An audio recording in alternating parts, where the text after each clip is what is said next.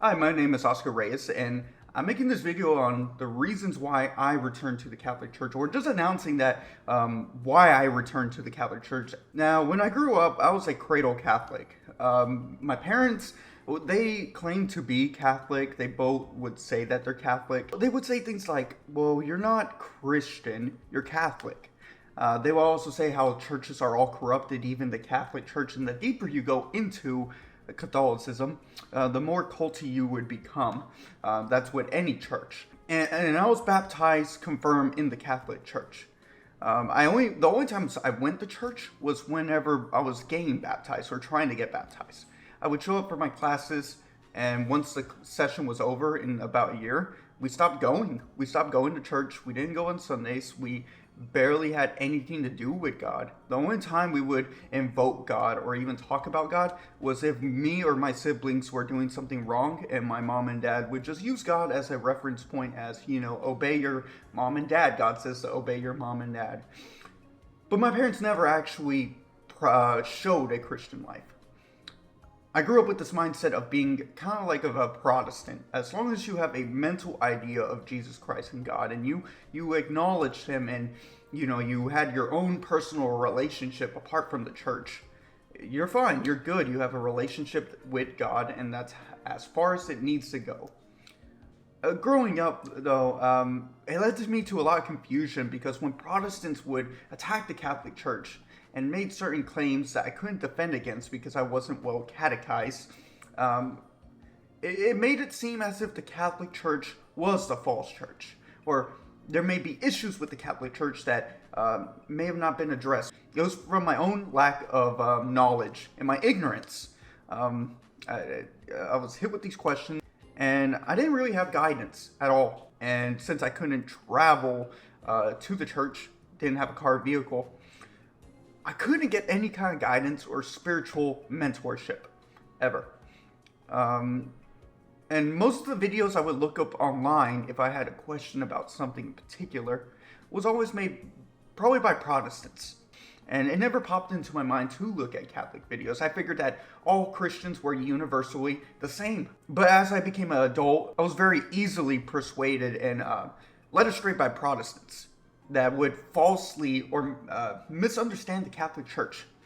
I wasn't well catechized, and at the time I was trying to get my girlfriend at the time, who's now my wife, out of the Jehovah's Witness cult. I was appealing to any kind of person or anybody that may have had the truth of Jesus Christ, God. And Protestants were able to capitalize on that. And I even had one Protestant in particular that would mentor me and train me, named Jeremy Jocelyn. He taught Sola Scriptura, and I kind of adopted that as well. For a brief period of time, I was kind of against the idea of the Catholic Church. The video I'm about to show you is the pastor, Jeremy Jocelyn. He's a part of the Church of Christ.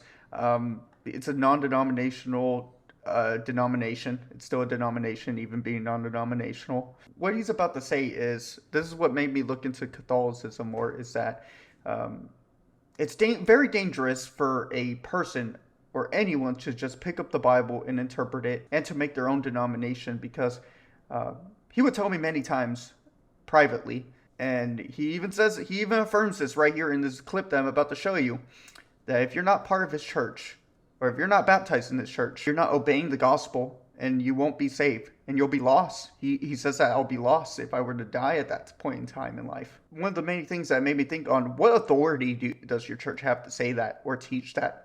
Where was your church historically speaking? And the fact that he said this, by the way, because 2 weeks prior, or during the time prior, I was trying to get my girlfriend at the time, who's now my wife, like I've stated, out of the Jehovah's Witness cult. He ended up saying what I'm about to show you, that I'm not obeying the gospel, and that I would be lost. I would go to hell. I wouldn't be saved. I know someone personally who will not obey the gospel because he's waiting on his girlfriend to come out of a denomination. What if she never does? How sad is it going to be if both of them end up lost when one of them could be saved? But I ended up revisiting the Catholic Church and studying it more. One of the main people that brought me back to the Catholic Church and really looking into what the Catholic Church teaches was a man named Sam Shimon. the way he debated and defended the faith, and it left me with a lot of questions as if there was Christians in the first century, what did they look like? What did worship actually look like if I was born in a different time and era of Christianity? And it struck my foundation on maybe I should reconsider on the idea of Protestantism and learn my roots, learn the roots of the Catholic Church, the very church that was established 2,000 years ago, and the teachings that were given by Jesus Christ to them, and what the Christians kind of came to conclusion.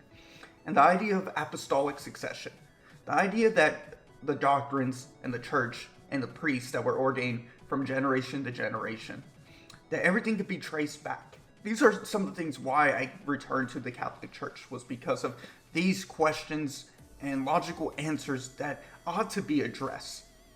If there was a church in the first century, what was it called? What did it look like? What did the early Christians believe? Are there any documentations of what the Christians believe? And if it's so, what do they look like? I find it hard to believe that we have documentation and historical evidence of a bunch of ancient civilizations, but not of Christianity as a whole, or early first century Christians, or the first 1,000 years of Christianity. These are the main questions that led me back to the Catholic Church, and there's so much more, including scripture, on how the Catholic Church doesn't kick out scripture, but uses it in harmony with tradition, magisterium, all working united together. And now I'm making it public that I am a proud Catholic Christian, and I want people to know my story, and I would love to get into it more.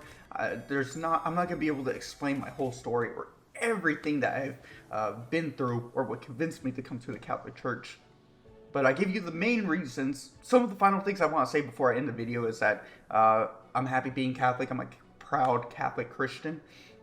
I want to emphasize Catholic Christian because a lot of the things people would say about Catholics that I would hear is that Catholics are not Christian. And even my mom and dad, raising me up for years and years, would even tell me, we're not Christian, we're Catholic. I'm planning to make more videos on this channel and more about Christianity as a whole and religion, and do many more things going forward with this new year. Happy New Year, by the way, everyone. And I look forward to the future, what we have in store, and what we might be doing as well. Anyway, so thank you for being able to listen. Thank you for watching the video if you made it this far. But you guys have a beautiful day. Enjoy your guys' year. Stay safe. And I'll see you guys in the next video we do around here.